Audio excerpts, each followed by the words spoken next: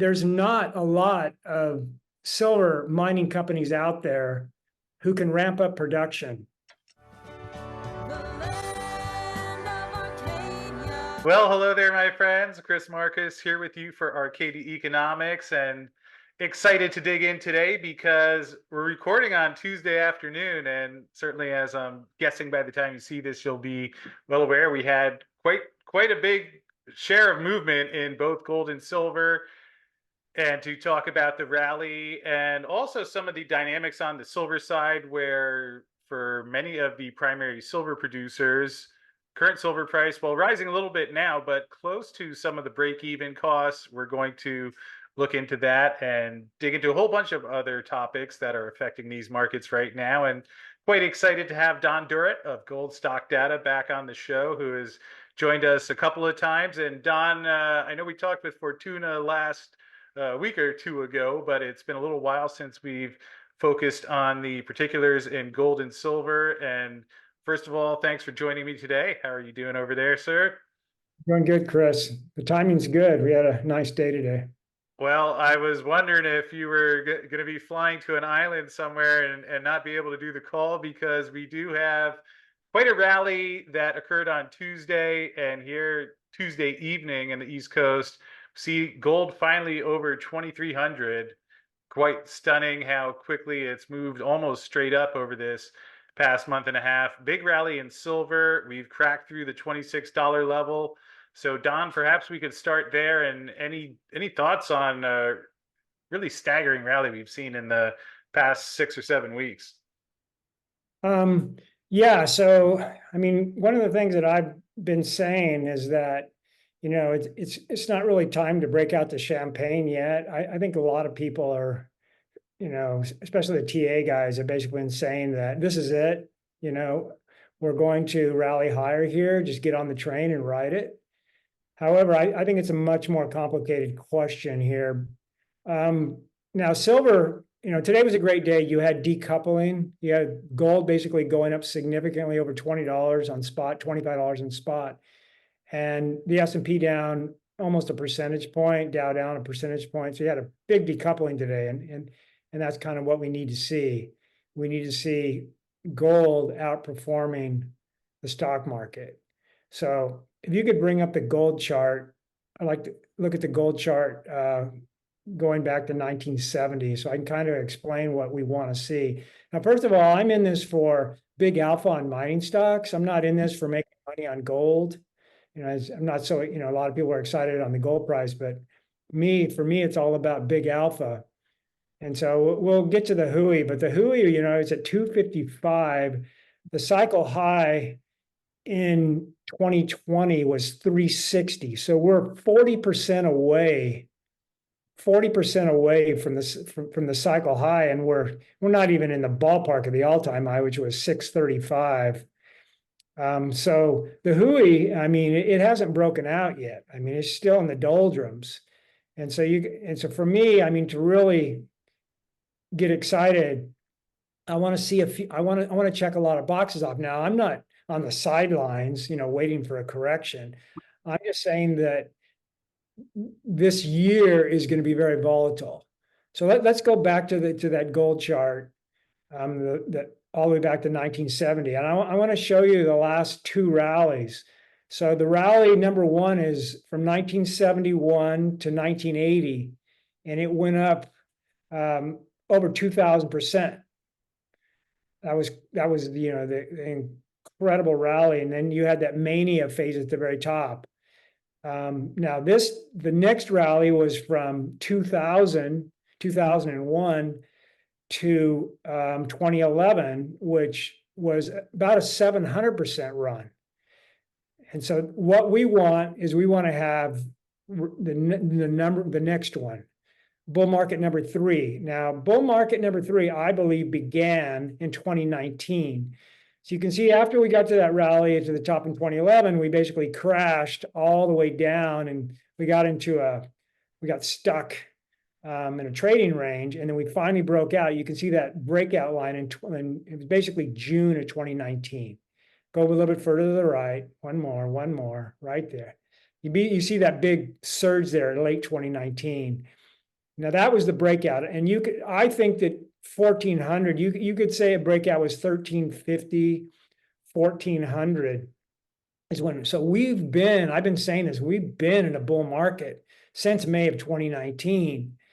But the sentiment in the miners kind of got destroyed from 2011 to 2013 and has never come back. So I think we're going to have a bull market from 2019 to maybe 2029, another one of these 10-year bull markets. I think we are entering commodity bull market. However, getting from this rally rolling again, rocking and rolling again. In other words, we got to get just to get back into kind of a bull market in the miners, you got to get all the way back to the Hui at 360. We still need a 40% run. My point is this, is that the Hui, I don't think the Hui is going to make a straight up run to 360, which would be a 40% run. I do think this thing is going to be a volatile thing. And we don't know how fast gold's going to go from, like today, it's the spot's about 2275 all the way to 3000. I think we need to get to, the nominal high in gold. If you go back to 2011, when we were in 1935, the nominal high is 2700. So I think that the target here is really 2700 for really an all-time high. So we're still early innings, and I think this thing's going to be volatile. I don't think we're going to go up in a straight line here. So I don't think it's champagne time. For me, I want to see the Hui to get to above 275. And I want to see silver. I've been saying little sis is going to come running. Now she was up $1 today. So she did kind of put on her running shoes at 26. And now those running shoes are on, but you get to 27, 28, those are your breakout points. So yeah, silver chart, it's a thing of beauty. So if we go back and, we want to look at a longer time frame, I think 2010 to today would be a good one. So we don't really need to go back further than say 2000 somewhere in there. But that's fine. You can look at there. So silver's getting ready here. If you look at kind of what it needs to get above, you can see those two cycle highs at 29 after 2020. From 2020, so you had August, you can see those two little points. Those are both, they couldn't get above 30. And so, yeah, those 2 points right there. So once we get to 28, 29, basically you're going to get a magnet to those 2 points. And I don't think they'll hold.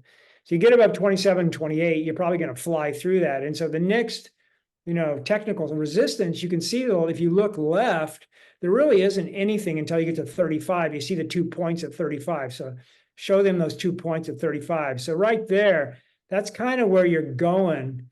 35 is where you're kind of going to race to. And then we're going to see, exactly what gold is doing at that moment. And then if silver should be able to hold 30, go back and retest that 30, those 2 cycle highs, go back and retest that and then take off again. And so the silver chart's a thing of beauty here. But the big elephant in the room, which I've been saying a lot and people are kind of telling me to, ignore that, just focus on gold, But the big elephant in the room is the stock market and the economy. And I'm going to go over that in a little bit of detail to explain exactly why this year is going to be very volatile. Now, gold did a little big decoupling today, but we don't know if that's going to continue when the selling really kicks into gear here on the stock market. I think fear is just going to explode this year. I think this 2024 is going to be an amazing year. We'll get into that. Yeah, and we'll touch on the stock market in a minute. Although I'm curious, do you have any thoughts on what seems to be the driver of this rally at this particular time? It's different than many of the past occasions where it was in reaction to the Fed or whether lowering interest rates or QE. Hasn't been as much of a clear driver. I mean, you have still a lot of things escalating geopolitically. I wonder if the idea that France has been talking about sending the Russian frozen assets to Ukraine, in addition to the US talking about that, maybe there's some degree that you keep piling on the debt longer and longer, that at some point it has to move. But curious, anything that you've noticed of why now in particular? Yeah, absolutely. I think it all has to do with geopolitics. I think the driver in gold right now is basically Asia. Has nothing to do with the West. The West has been ignoring gold. You know, the perfect example is the Hui, because gold up today and the Hui barely moving just shows you that Wall Street is not buying. Hui's the big gold miners, and they're not buying them.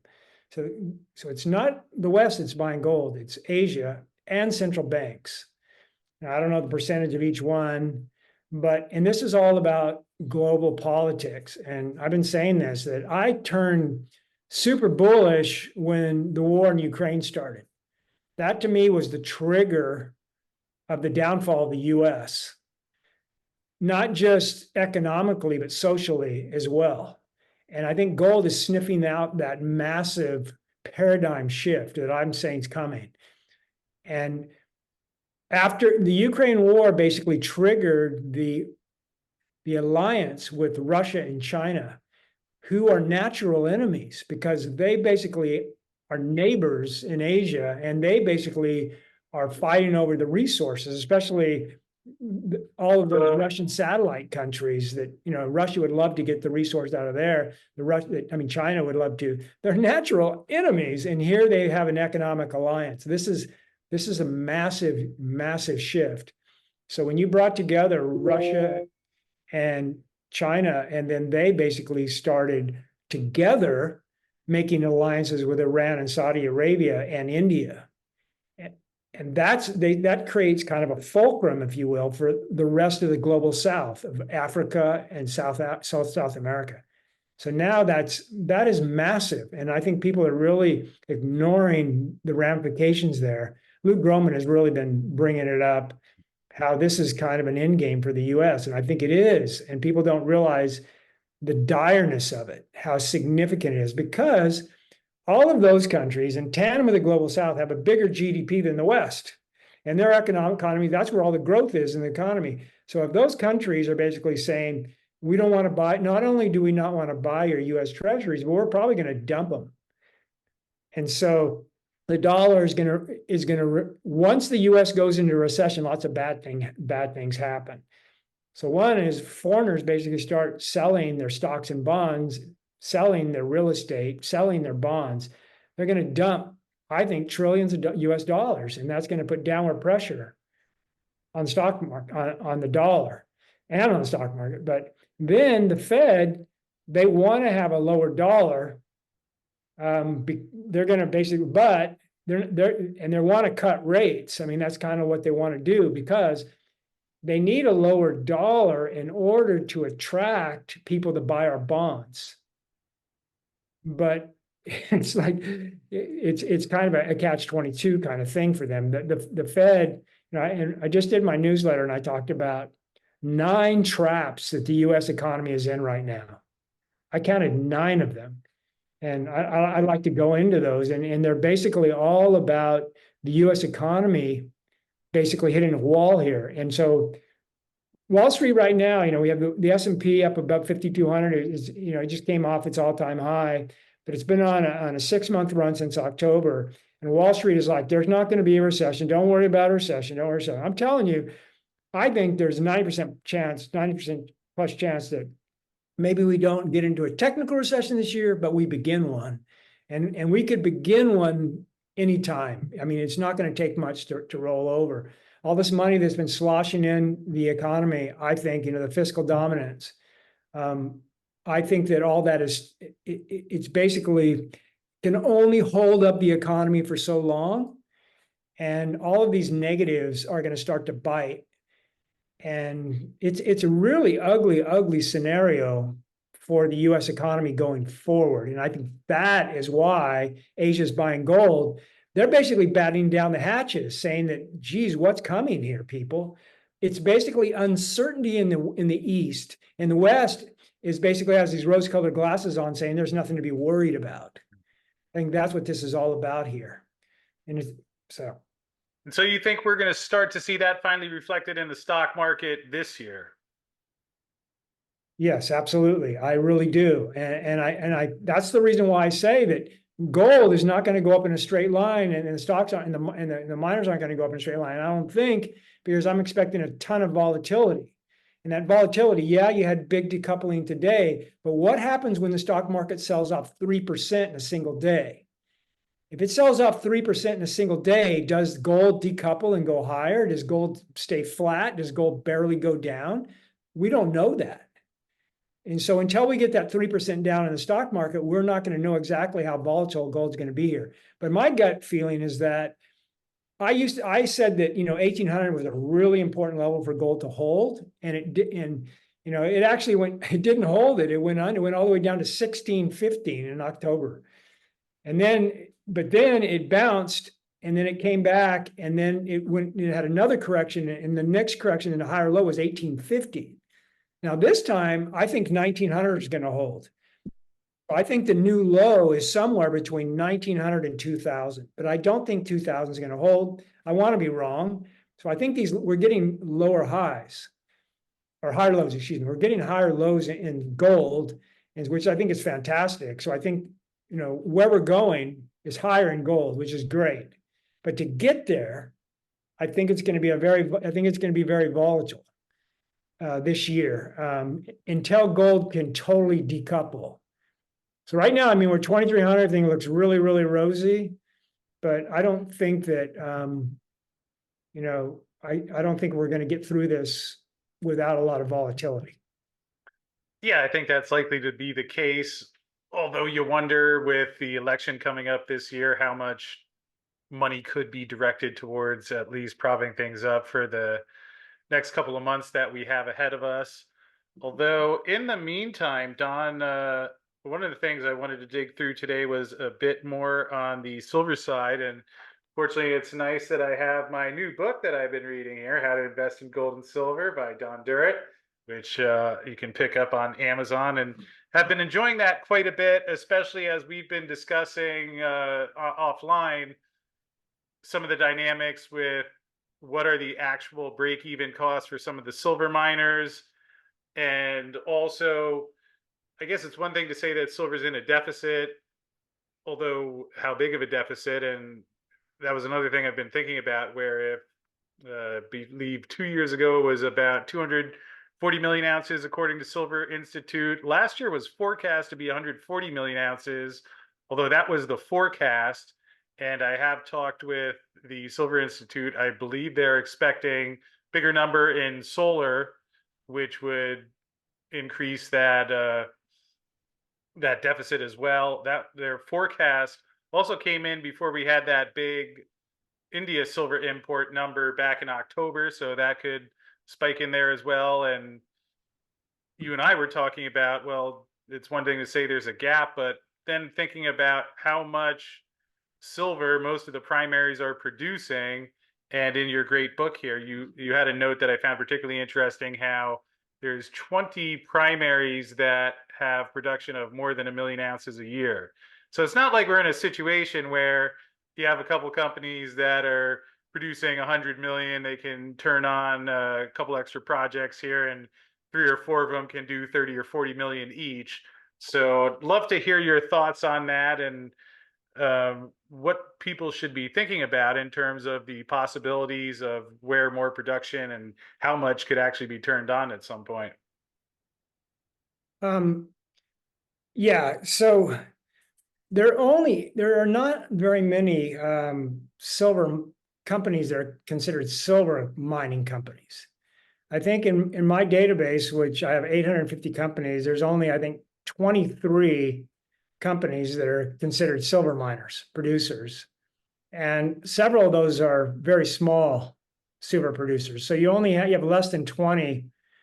And I would say it's somewhere between like 15 and 18, companies that are silver miners. And a lot of these companies are silver miners, their actual silver revenue is, around 50%, not much more. There's not a lot of silver mining companies out there who can ramp up production. So right now we have like 100 million to 200 million ounce a year deficit. And so you got 80% of your production coming from base metals companies. They're not going to ramp up production because silver prices go to $50. It's not going to happen. So maybe some of these base metals companies have some silver mines. Maybe they can ramp up a little bit. And then you look at the other 20% of production that comes from gold and silver miners. Now, there are some gold miners, but it takes a long time to build a mine. It takes time to take a mine back that's in care and maintenance. But the number of mines that are in care and maintenance that could come back online, let's say if silver goes to $50, I don't think anything would happen until you get into the 40s. So you get to 50 number of mines. I mean, maybe you could ramp up, it would take time. Over the 1 year period, if you will, I mean, maybe you could add 10 to 20 million ounces, which is nothing when you have a 200 million ounce deficit. So to close that, I mean, to close that deficit, if you will, to prevent a shortage, if you will, I think you got to get over $50. And then it really comes down to companies that have tailings projects that have like 5 grams per ton silver. There's a lot of those around the world. But how long would it take to ramp up, let's say, 50 million ounces of those tailings projects? It'd probably take about 2 to 3 years. I mean, it's going to take some time. Yeah. So if you do get any type of a shortage, silver is going to rocket. Once a shortage appears, it's going to rocket, and it's going to take a long time before supply basically, gets back into balance. That's the reason why I think silver is going to run to 75 to 100 based on shortages. And that's why the GSR is going to shrink so much. That's why I use a GSR of 30. So if you look at all-time highs on silver, for instance, if you use silver in 2011, it was $49. So if you adjust that for inflation, you get 67. And I think the GSR then was 39. I think that's kind of a legitimate number. So I think that's the first target would be 65 to 70. But I think that's a very conservative target based on inflation, based on 2011 numbers, which I think are legit. If you go all the way back to 1980, I think the target would easily be $100. And I'm not using the $50 silver price in 1980 because I don't think that's a legit number. I think it probably would have got to about 35 if the Hunt brothers wouldn't have manipulated silver. So, but I think the target, if you use 1980, would be about 100. And if you use 1980 gold prices, it would be 3,200. So, I mean, those are kind of the numbers we're looking at. But those are numbers without shortages. Those are numbers we should hit without shortages. So if shortages kick into gear, this is where people really start having, this is where, I only look at like, $100 silver, 150. I don't go crazy about that. But a lot of people think silver is going to go much higher than that, right? A lot of people are throwing some really big numbers out there for silver. And if we do get shortages, then those numbers actually could come into play. And the GSR could shrink even more than, say, 30. So it's hard to predict exactly how leveraged silver is, but I think a $65 to $70 move here over the next 2 to 3 years is definitely in play. Yeah, I know what you mean. And I find when I hear different targets for silver, I guess there's a couple different buckets to break things into, where if there's a short squeeze, we saw in 1980 and 2011 what that looked like. So both of those were somewhat temporary. A shortage obviously would be a different scenario. And I guess what I would say we've just been talking about is, where does supply and demand meet with, again, if we have a real currency crisis and people are actively, and I wonder if this will happen, because if we get another wave of inflation and that's bigger than the one that we just went through, I mean, certainly there's the gold and silver crowd in the US that buys gold and silver, is concerned about that. Is there a point where the inflation runs high enough that, like we've seen in other countries, where a wider portion of the American public is really just that concerned that they're trading dollars in for silver, like people in the silver community do? Certainly, I think we're a bit a ways away from that.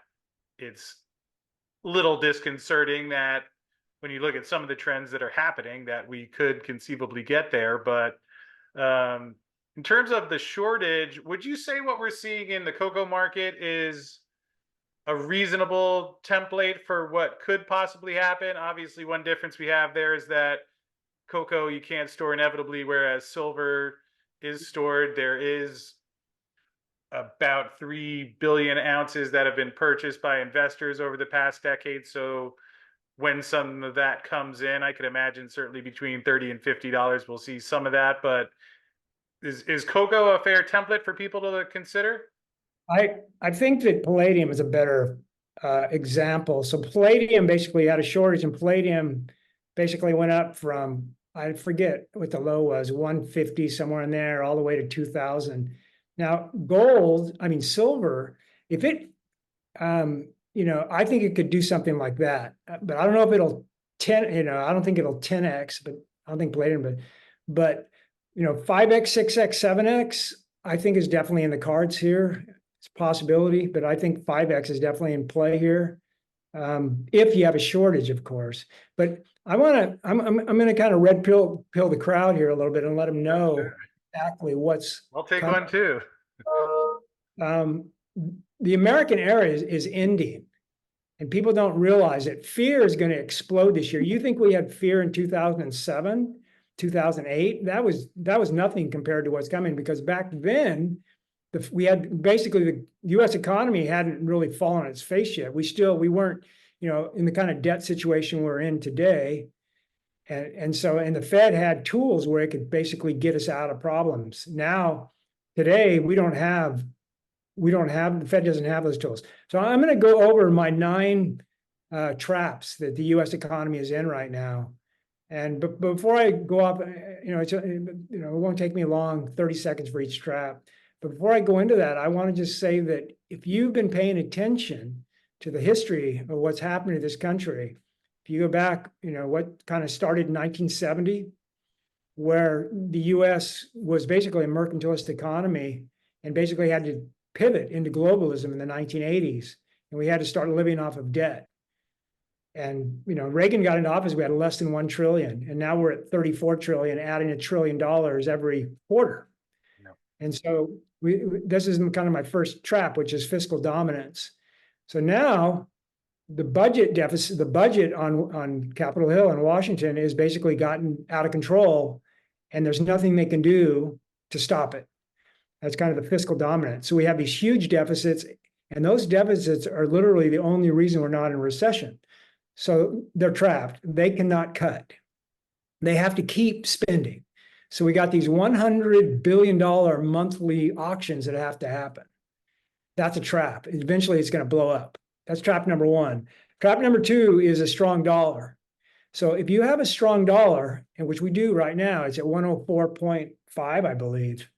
It's basically strong, and it can't get much stronger. So when you have a strong dollar, foreigners cannot afford to buy our bonds. So the auction blows up. Dollar, the dollar can't go much higher than this. It goes 105, 106, 107. Again, a high dollar makes it really difficult for foreigners to buy our bonds. They're just going to stay away. And so that's a big problem. That's a trap for us. We can't let the dollar can't go up. Number 2 is a weak dollar. So we have to keep the dollar in kind of this sweet zone. We can't allow it to get too low. So if the dollar starts falling, that's going to create stagflation, because oil is going to go up and commodities are going to go up. So we're trapped. We actually will have to we can't let the dollar get too low. Number 1 is high interest rates. Number 4, is high interest rates. So if you have high rates, that is, really bad for bonds. And so bonds, the banking sector is already weak because they have all these bonds on their balance sheet that are underwater. So if bonds keep going up, it hurts the banking system even more. The banking system, in many respects, is the backbone of the economy. So the banks, they're basically not going to make loans, so they're going to contract credit. And then I've been saying this, the credit contraction, it hasn't started yet. When we get into a recession, it's going to happen. Next one is we have a commercial real estate crisis that's building. So that's a trap. High rates are a trap. The next one is bank liquidity. So banks, because they have this bond problem, they're trapped and that they're just spinning their wheels trying to keep their doors open, trying to keep this liquidity in place. So it's like, how much liquidity can we basically need to basically keep our doors open? So the small and medium-sized banks, if we go into recession, they're going to have a liquidity problem. So that's a trap. Next one is number 6 is de-dollarization. So de-dollarization, I mentioned this earlier, how this is going to speed up as the U.S. gets into recession. The U.S. gets into recession, you're going to have foreigners pulling their money out of the U.S. When they pull their money out of the U.S., they're going to sell their dollars. So de-dollarization is going to put downward pressure on the dollar. Number 7 is consumer insolvency. So you're seeing more and more families who cannot pay their bills, that they're insolvent. The only reason why they're paying their bills is they're adding more debt. And so in consumer insolvency is expanding. It's not shrinking, it's expanding. So when Wall Street is basically saying the economy is strong, well, if the economy is strong, why are so many consumers insolvent? And for many families, this feels like a recession already, and we're not even in one yet. Number 8 is the Fed. So the Fed, I mentioned this earlier, how back in 2007, 8, the Fed had tools to basically fix problems. They could lower rates to 0. We didn't have inflation back then. So they could lower rates to 0 and they could print money, whatever they wanted to print, because they didn't have this massive, balance sheet that they have now. So now the Fed, for the first time in history, and this is really what's going to drive fear, is the Fed, and I've been saying this, is that this is the year the Fed loses control, because the Fed, when they get around, once the recession starts and they get around that table and they start talking, everything is going to be reactionary. They're going to be like, what can we do? Not what we want to do, but what can we do? Because they can't lower rates to 0 overnight. They can't do it. They have to lower rates slowly. It's going to be hard for them. And then the more they lower them, it's going to weaken the dollar, which they can't let the dollar get too weak. So the Fed's trapped there. And then how much money can the Fed print? We got that. And then the last one is leverage. So leverage in the economy, we had huge leverage in 2007, 8, but it's even higher now. And so the leverage throughout the economy it's kind of something that's ready to burst. We're trapped into making sure that the liquidity is there, but how do we create the liquidity? So we got these 9 traps, and it all basically boils down to one thing, and that is the economy slowing. And if the economy slows, all these traps start popping, if you will. So the debt bubble pops, and then people run into gold. That's when gold basically takes off. That's the fear trade. And you need that. So back from 1971 to 1980, you had a huge uncertainty because the U.S. was coming out of being a mercantilistic economy. You had inflation, which is hurting the economy. You had a lot of uncertainty about what's the U.S. going to do next. So a huge period of uncertainty in the 1970s, and inflation came in. Then you had the huge uncertainty from 2000 to 2011, where you had the dot-com bubble pop. Then you had 9/11, and then it's like MMT basically occurred. So the uncertainty, that's the reason why gold was outperforming the stock market. Well, that's where we're at right now. And that's what's going to start either this year or next year, is that uncertainty. And that's when you have all the boxes checked for gold and silver. Once they're all checked, it's basically just sit down, Katie bar the door, and just watch gold and silver rock and roll. Yeah, not an ideal set of circumstances that we're living under. And I think, at least from the Austrian perspective, this is going back a couple decades, what people were concerned would eventually be the situation we're in. And sure enough, we're here. And the fiscal dominance topic that you mentioned a couple times for anyone watching at home not familiar with it. It's actually a paper published by Charles Calomiris on the St. Louis Fed saying that you eventually get to some point of debt to GDP that the percentage is so high that you cut rates, you get inflation. If you raise rates, you're still getting inflation because of the increased debt expense, the increased deficits.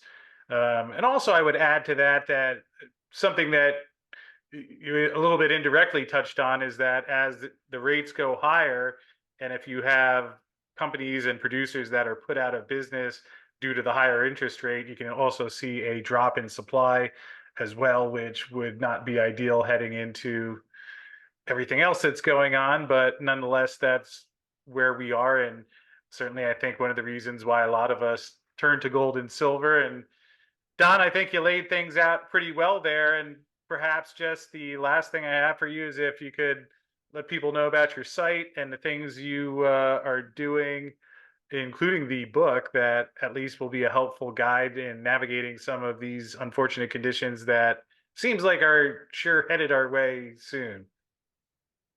Yeah, you did show the book.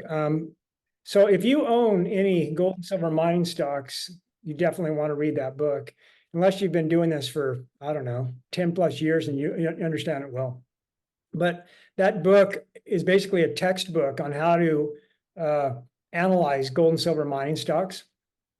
Half of the book is basically that way. I wrote it because I couldn't find one. And so, and then, the website, of course, and then follow me on Twitter. And that would be it. Yeah, the website, click on companies. Can you click on companies there? Yes. So 857 companies in the database. So I pretty much cover them all. So I don't think there's any other resource on the internet that has that much detail. And the search engine for the database is really, really good. You can search by just about anything you want to search by. So yeah, thanks for letting me show that, Chris. I really appreciate it. Well, I appreciate what you're doing out there, and certainly it's nice hearing your comments on Twitter as well. And appreciate that you saw a need in the market where it was interesting reading about your journey of how you got into this, into the book, which again, I will pull up the tab there and hold up the book. Quite excited that my copy arrived a couple days ahead of this. And yeah, that you wanted to learn and didn't find a lot of great information out there. So put together the book, which I've certainly been enjoying. And we'll have the links to all of those in the description field below. Were you going to say something, Don? I just wanted to add one thing before we go here. And that's that I actually started buying juniors in 2004. And the purpose, the reason why I did that was because of the direction the US economy was going in. I just didn't believe that. I just thought it was a train wreck. It was an inevitable train wreck, if you will. It was always going to be this way, is kind of the way I looked at it. Well, the one point I just wanted to shout out here is that, the trigger was Ukraine war, but the final shoe to drop hasn't happened yet, but it's really close. And so basically I've been doing this for 20 years, but what I've been waiting for hasn't happened yet, but it is so close. I mean, you can just smell it, if you will. And that final thing is the Fed losing control. Maybe it won't happen in 24. Maybe it happens in 25 or 26. But we're close now. Like I said, you can smell it. Yeah, it does seem like it's becoming a more complex juggling act, trying to keep the economy rolling, keep prices in check in midst of everything else that's going on. So yeah, we will continue to follow it throughout the rest of the year, and we'll have to check back in and do this again soon, Don, as things develop. And I think you're right that it's going to be an eventful year before it's all said and done. Yeah, maybe sometime this summer.